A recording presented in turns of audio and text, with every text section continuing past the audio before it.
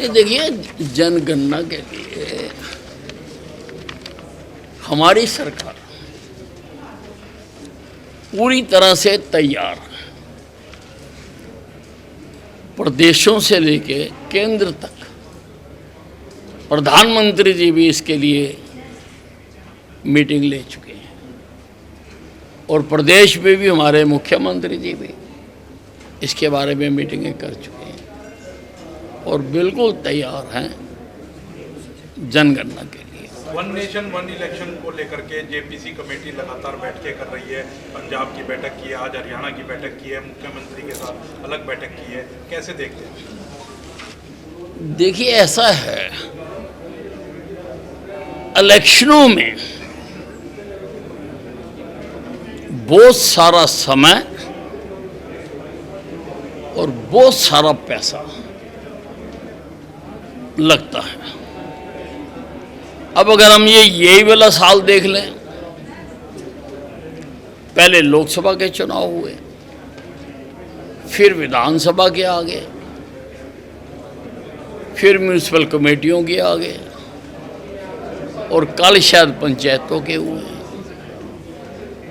ये सारा समय कोड ऑफ कंडक्ट की वजह से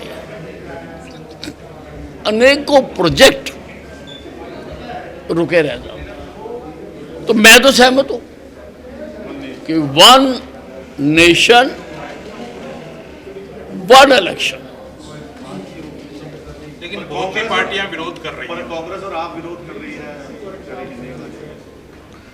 देखिए, ऐसा है, जो विपक्ष है हमारे देश का, उन्होंने यही मान लिया कि उनका काम तो हर काम का विरोध करना है। अगर सूर्य भी निकले वो हो तो उन्होंने कह रहा है रात है, उन्होंने नहीं कह रहा कि दिन है। अभी पाकिस्तान के हमने छक्के छुड़ा दिए, पर वो सबूत मांगते हैं और पाकिस्तान की भाषा बोलते हैं, क्योंकि उन्होंने हर विषय पर विरोध करना है। इसलिए उनके विरोध को आज हिंदुस्तान की जनता कोई वजन नहीं देती। सर, लालू यादव के पैरों में अम्बेडकर जी की फोटो देखी गई थी, बड़ा विवाद चल रहा है। पैरों में रखी थी फोटो लालू यादव ने, वो बड़ा विवाद चल रहा है। किसकी फोटो? अम्बेडकर जी की।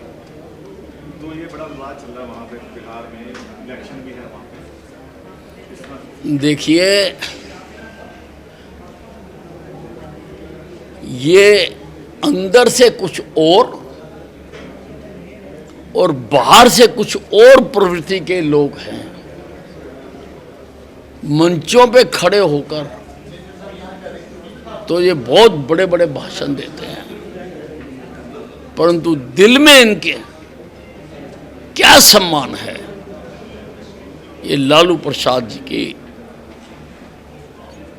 इस जो उन्होंने किया है उससे नजर आता। उनको खड़े होकर कान पकड़कर सारे देश से माफी मांगनी चाहिए।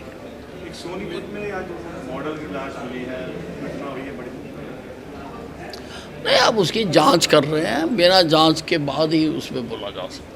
साहब, शिक्षा मंत्री महिपाल डांडा कहते हैं कि जो भी फाइलें होनी चाहिए वो हिंदी में लिखी जानी चाहिए और हिंदी को बढ़ावा देना चाहिए, क्योंकि ज़्यादातर जनता जो है वो हिंदी जानती है। कैसे देखते हैं आप? देखिए, महिपाल डांडा जी अगर जब देश आज़ाद हुआ था तभी शिक्षा मंत्री बन जाते तो देश का बहुत फायदा होता। आप मुझे बताइए, जापान आज टॉप पे है, वो इंग्लिश बोलता है।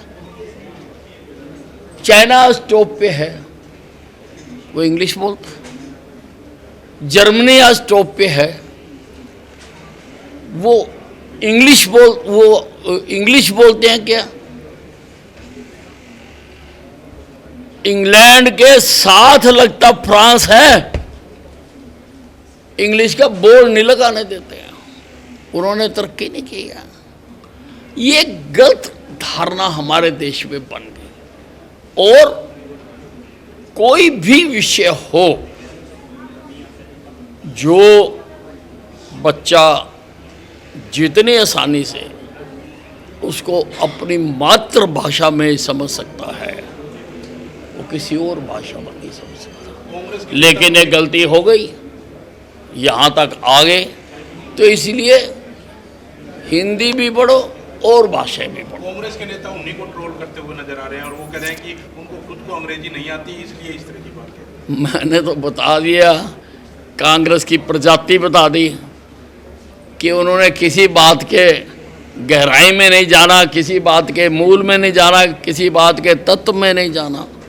मैं ये मानता हूँ कि पढ़नी चाहिए बाकी भाषाएं भी, मैं उनके विरुद्ध नहीं हूँ, क्योंकि ज़्यादा शुरू में कर रहे थे हम कि अंग्रेज चले गए, अब अंग्रेजी नहीं बोलेंगे, हिंदी बोलेंगे।